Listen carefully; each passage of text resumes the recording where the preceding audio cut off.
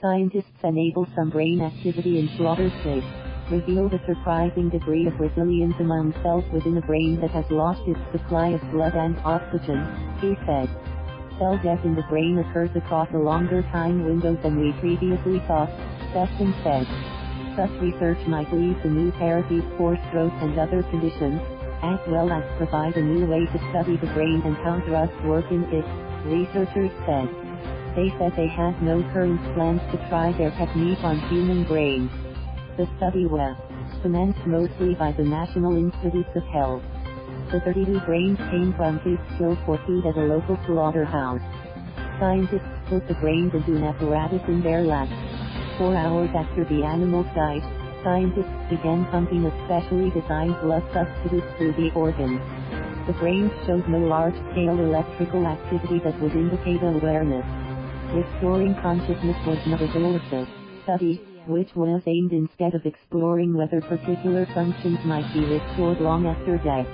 After 6 hours of pumping, scientists found that individual brain cells in one area of the brain had maintained key details of their structure, while cells from untreated brains had severely degraded. When scientists removed these neurons from treated brains and stimulated them electrically, the cells responded, in a way that indicated viability. By studying the artificial blood before it entered the treated brains and after it emerged, researchers found evidence that brain cells were absorbing blood sugar and oxygen and producing carbon dioxide, a signal that they were functioning. They also found that blood vessels in treated brains responded to a drug that made vessels widen. Sestan said researchers don't know whether they could restore normal whole brain function if they chose that goal.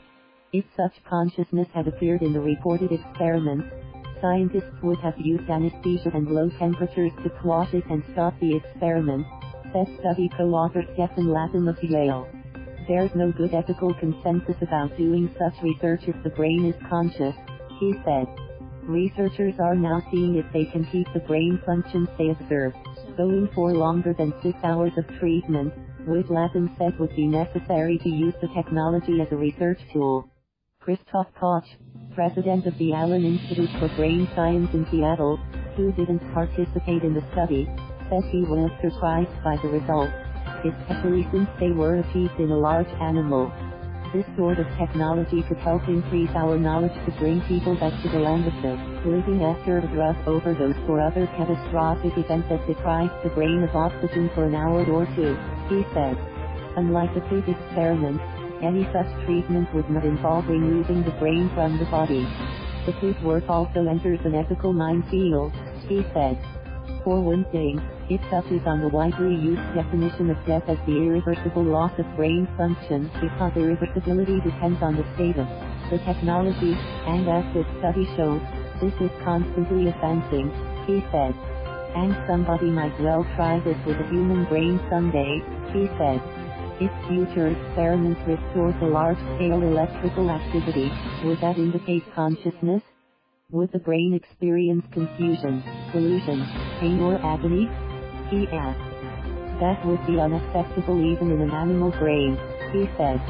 In a Nature commentary, bioethicists Stuart, Youngner and Insoo Hyun of the Case Western Reserve School of Medicine in Cleveland said if such work leads to better methods for resuscitating the brain in people, it could complicate decisions about when to remove organs for transplant. Thank you for watching.